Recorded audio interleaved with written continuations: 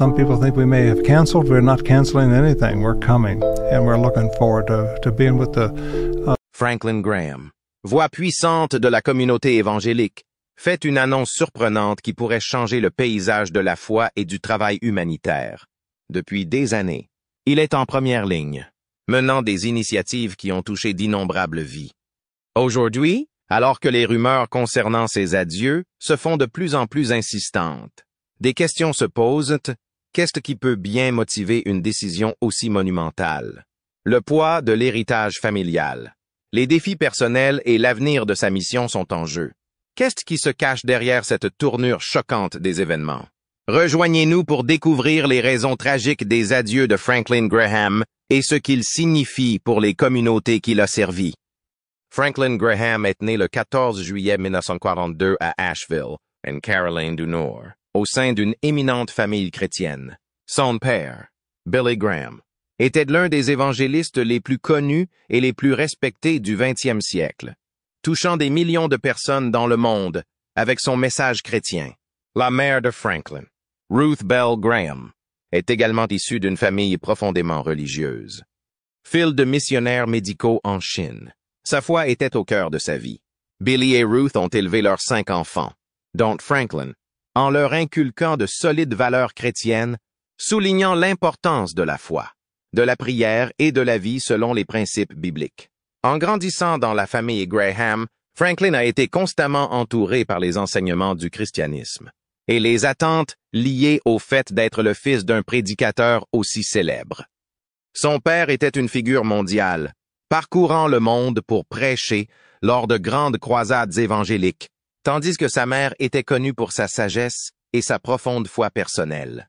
L'enfance de Franklin s'est déroulée dans un environnement où la Bible n'était pas seulement un livre, mais un mode de vie. Sa famille attendait de lui qu'il suive les traces de son père et qu'il vive selon la foi chrétienne. Cependant, à l'adolescence, Franklin a commencé à se rebeller contre l'environnement religieux strict dans lequel il avait été élevé. Il trouve difficile de vivre dans l'ombre de l'héritage puissant de son père et des attentes qui en découlent. Au lieu d'embrasser le mode de vie chrétien, il s'en détourna. Pendant son adolescence, Franklin s'est engagé dans un mode de vie qui allait à l'encontre de tout ce qu'on lui avait enseigné. Il a commencé à participer à des activités qui ont choqué sa famille et d'autres personnes qui le connaissaient. Il résiste à l'autorité et rejette les enseignements religieux qui ont été au cœur de son éducation. Sa rébellion s'est intensifiée au fur et à mesure qu'il grandissait et a eu de graves conséquences. Franklin était finalement renvoyé de l'internat de New York en raison de son comportement, ce qui marque un point bas dans sa jeune vie. Il a eu des difficultés scolaires et a eu du mal à rester concentré à l'université. À l'époque, Franklin se préoccupait davantage de satisfaire ses propres désirs et de mener un style de vie égocentrique que de penser à sa foi ou à son avenir.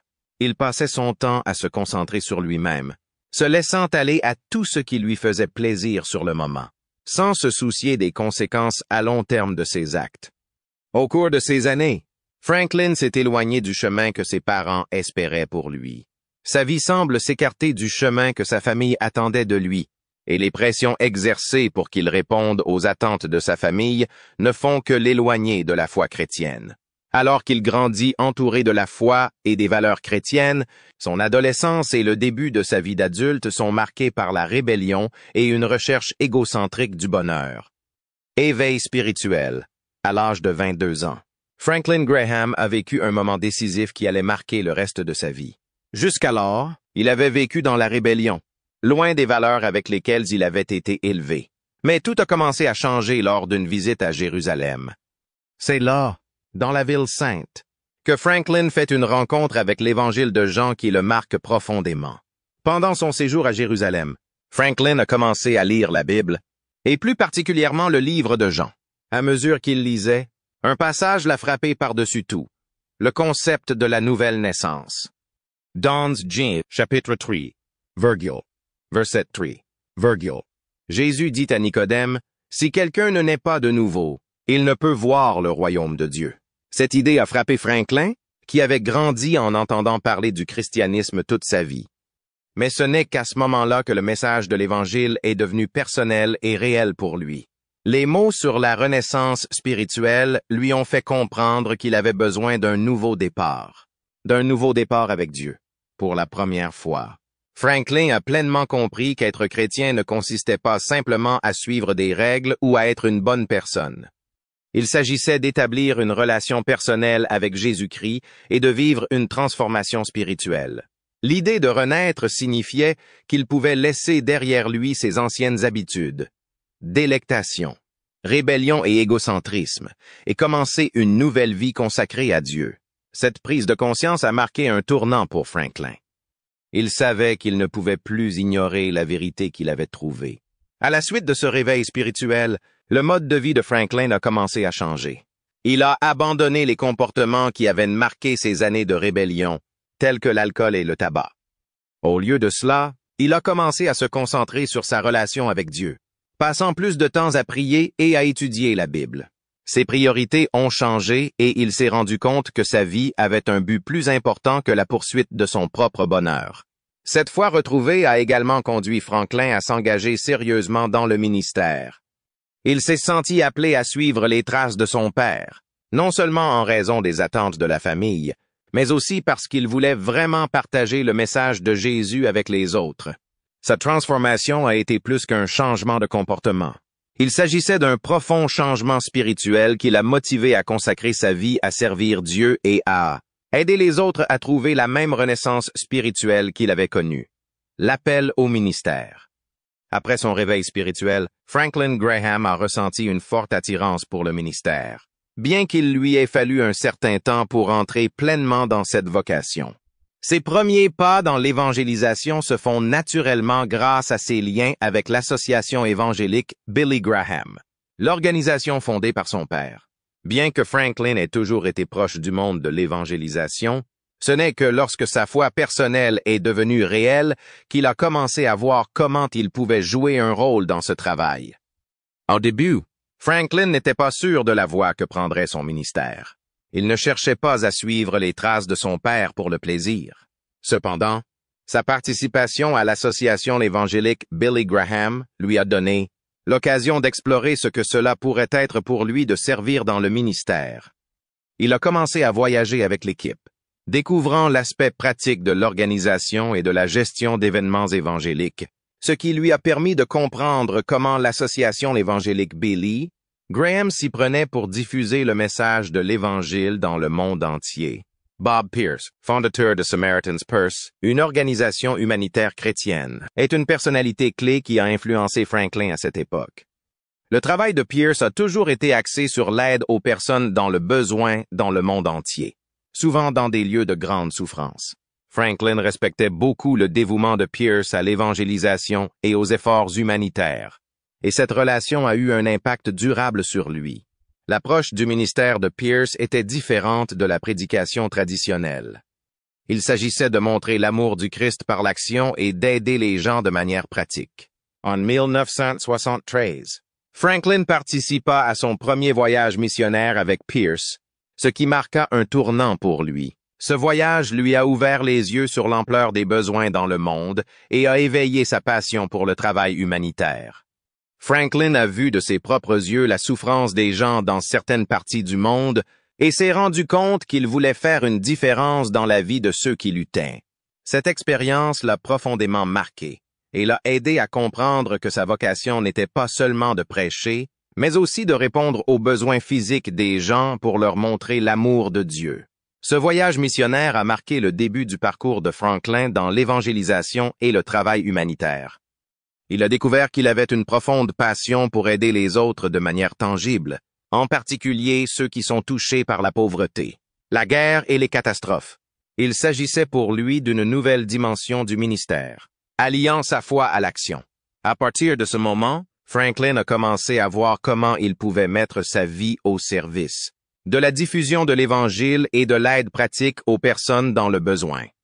L'influence de l'association évangélique Billy Graham et de Samaritan's Purse a façonné le parcours de Franklin, qui a accédé à des postes de direction dans les deux organisations, mettant à profit sa passion pour le ministère et le travail humanitaire pour avoir un impact mondial. Grâce à ces premières étapes, Franklin a trouvé sa vocation unique mêlant l'évangélisation et le travail pratique d'aide humanitaire. À seulement 26 ans, Franklin Graham a assumé un rôle de leadership important en devenant président de Samaritan's Purse après la mort de son fondateur, Bob Pierce. Pierce avait été un mentor pour Franklin, et leur travail commun a profondément influencé sa compréhension du ministère. Lorsque Pierce est décédé, Franklin s'est proposé de perpétuer son héritage, même s'il était encore jeune et relativement novice dans ce type de leadership. En tant que président de Samaritan's Purse, Franklin s'est rapidement imposé en élargissant le champ d'action de l'organisation. Sous sa direction, la Bourse du Samaritain est passée d'une petite organisation à une force humanitaire mondiale. Franklin souhaitait non seulement poursuivre l'œuvre entamée par Pierce, mais aussi l'étendre.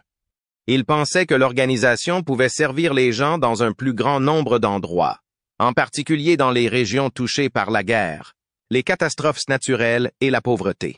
L'un des principaux objectifs de Franklin était de veiller à ce que la Bourse du Samaritain apporte une aide à la fois physique et spirituelle, car il considérait que ces deux aspects étaient étroitement liés.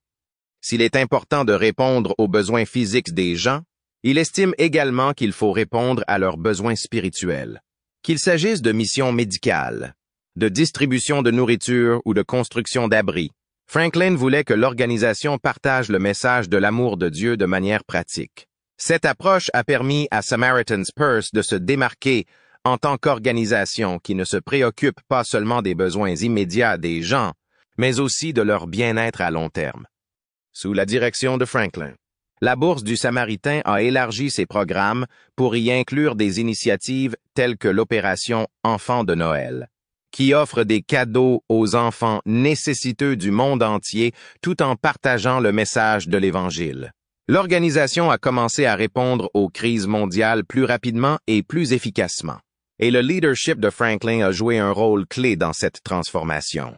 Au fil des ans, Franklin a continué à diriger Samaritan's Purse dans le cadre d'efforts humanitaires majeurs, notamment en réponse à des catastrophes naturelles telles que des ouragans, des tremblements de terre et des tsunamis, ainsi qu'en apportant de l'aide dans des zones de conflit. Leur engagement à servir les personnes dans le besoin et à partager leur foi est devenu la force motrice du succès de l'organisation. Aujourd'hui, Samaritan's Purse opère dans plus de 100 pays et son impact a touché des millions de personnes. Toutes guidées par la conviction de Franklin que le véritable service doit s'adresser à la fois au corps et à l'âme. Efforts humanitaires. Au fil des ans, Franklin Graham a conduit Samaritan's Purse à répondre à certaines des crises les plus dévastatrices du monde. Son approche pratique des secours en cas de catastrophe a démontré son profond engagement à aider les personnes dans le besoin.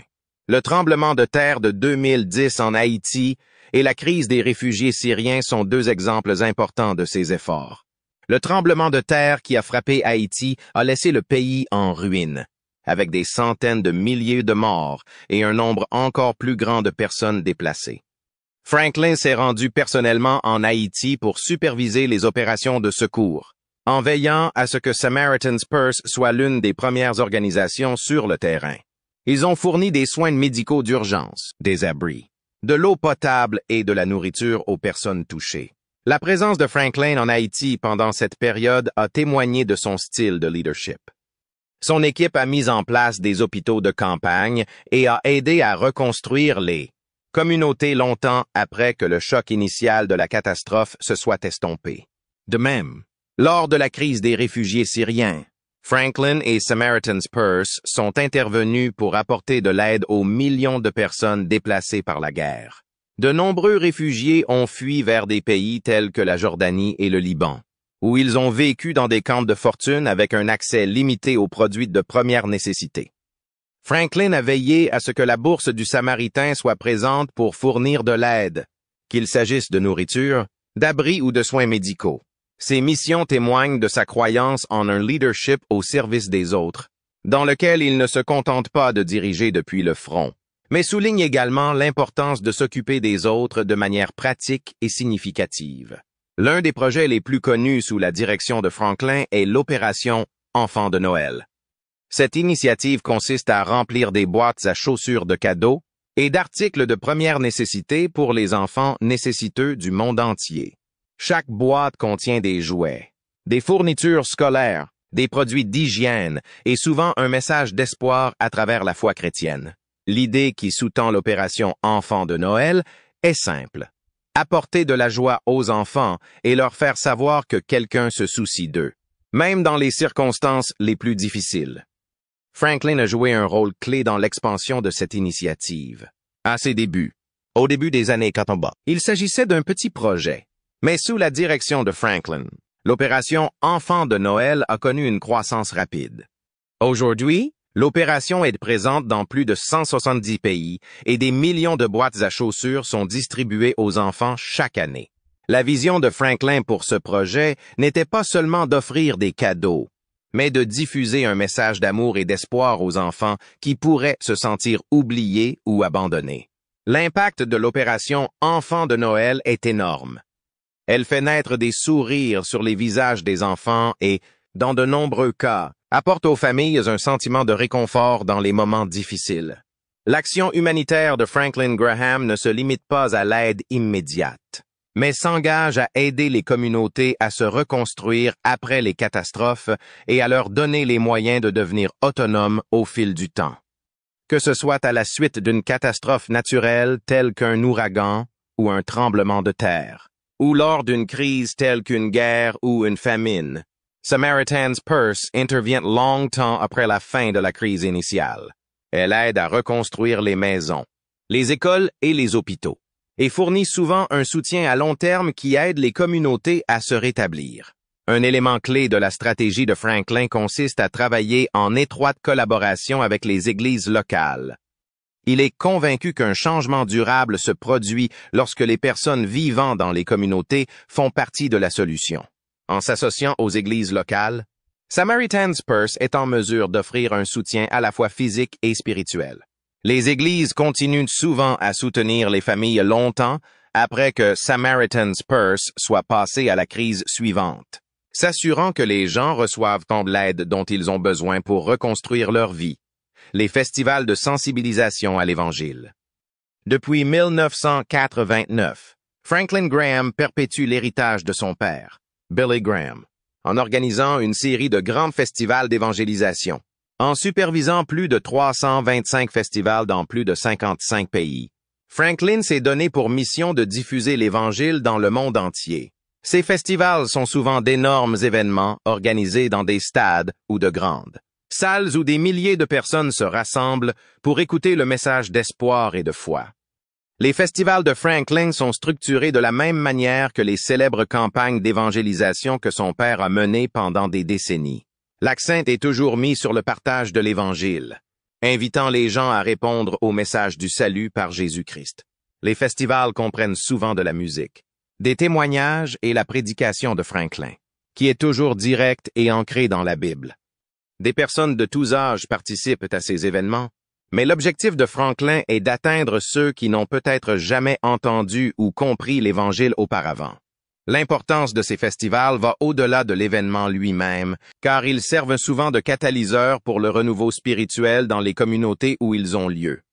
Les églises locales jouent un rôle important dans la préparation des festivals, et l'impact sur ces églises peut être profond. Nombre d'entre elles constatent une augmentation de la fréquentation et un regain d'intérêt pour le ministère grâce à l'action de Franklin Graham. L'une des principales façons dont Franklin Graham a modernisé son approche de l'évangélisation consiste à adopter de nouvelles formes de communication. À l'ère du numérique, Franklin a compris que toucher les gens par des moyens traditionnels, tels que des événements en direct, pourrait ne pas suffire.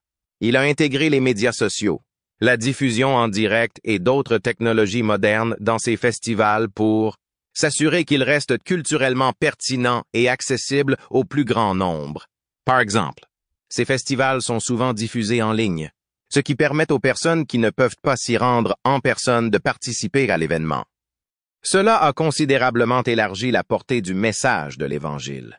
Les plateformes de médias sociaux sont également utilisées pour atteindre les jeunes, générations qui n'ont pas l'habitude de se rendre à l'église ou de participer à de grands événements publics. En atteignant les gens là où ils se trouvent, que ce soit sur leur téléphone ou leur ordinateur. Franklin a fait en sorte que le message d'espoir et de foi atteigne de nouveaux publics. L'impact de cette modernisation est particulièrement perceptible au sein de la jeune génération. De nombreux jeunes sont entrés en contact avec les festivals par le biais de ces nouvelles plateformes et, dans certains cas, des familles entières ont été touchées. La capacité de Franklin à s'adapter à ces changements, tout en maintenant inchangé le message central de l'Évangile, a été un facteur clé du succès continu de son ministère. L'un des effets les plus remarquables des festivals de Franklin Graham est la transformation qui s'opère souvent dans les communautés locales. Après un festival, on constate souvent une augmentation significative de la fréquentation des églises et une revitalisation des efforts ministériels. De nombreuses personnes qui participent au festival prennent la décision personnelle de suivre le Christ, ce qui peut avoir un effet d'entraînement sur leur famille et leur communauté. Franklin est déterminé à faire en sorte que les festivals ne s'arrêtent pas à la fin de l'événement. Il est convaincu qu'une croissance spirituelle durable nécessite un suivi et un soutien continu. C'est pourquoi Samaritan's Purse et l'association évangélique Billy Graham travaillent en étroite collaboration avec les églises locales dans les régions où se déroulent les festivals. Ces églises sont prêtes à accueillir les nouveaux croyants et à leur offrir les ressources et le soutien nécessaires à la croissance de leur foi. La collaboration avec les églises locales est la clé de ce processus. Franklin sait que la véritable transformation de la communauté passe par l'église locale.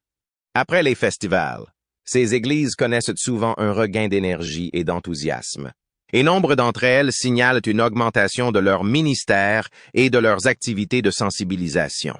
Cette revitalisation peut insuffler une nouvelle vie aux églises, les aidant à devenir plus actives et à avoir un plus grand impact sur leur communauté. Franklin Graham n'a pas hésité à faire connaître ses opinions politiques. Au fil des ans, il s'est de plus en plus exprimé sur une série de questions politiques et sociales. L'un des aspects les plus notables de son engagement public a été son soutien sans faille à Donald Trump, tant pendant qu'après la présidence de ce dernier. Franklin a ouvertement fait l'éloge de Trump pour ses politiques, en particulier celles qui s'alignent sur les valeurs chrétiennes conservatrices. Il a défendu Trump contre les critiques, arguant que son leadership était nécessaire pour protéger les libertés religieuses aux États-Unis. Au-delà de son soutien à des personnalités politiques spécifiques, Franklin a également exprimé son point de vue sur un certain nombre de questions brûlantes, notamment les droits des LGBTQ, l'immigration et la liberté religieuse. Il a pris fermement position contre le mariage homosexuel et les droits des LGBTQ, ce qui a suscité la controverse. Franklin n'a pas caché sa conviction que le mariage doit être l'affaire d'un homme et d'une femme, et il a utilisé sa tribune pour exprimer publiquement ses opinions, ce qui lui a valu des critiques de la part de ceux qui considèrent sa position comme discriminatoire. Franklin a plaidé en faveur de politiques d'immigration plus strictes à l'égard de certains pays, une position qui a été accueillie de manière mitigée. Bien qu'il ait souligné l'importance d'aider les personnes dans le besoin par l'intermédiaire de Samaritan's Purse, sa position politique sur l'immigration a souvent été perçue comme étant en contradiction avec les valeurs humanitaires qu'il promeut. Il s'est également exprimé ouvertement sur la protection de la liberté religieuse, en particulier lorsqu'il s'agit de chrétiens qui estiment que leurs croyances sont remises en cause par les changements sociaux modernes. Les opinions politiques et sociales de Franklin ont provoqué une forte polarisation, tant au sein de la communauté évangélique que dans la société en général. Certains évangéliques ont applaudi sa volonté de défendre les valeurs chrétiennes traditionnelles, voyant en lui une voix forte pour la liberté religieuse dans un monde de plus en plus sécularisé. Toutefois, d'autres, y compris des chrétiens, lui ont reproché d'être trop politique et de semer la discorde, estimant que son approche de ces questions est trop conflictuelle. L'une des principales critiques auxquelles Franklin doit faire face est que ses positions intransigeantes, en particulier sur les droits des LGBTQ, lui ont aliéné de nombreuses personnes.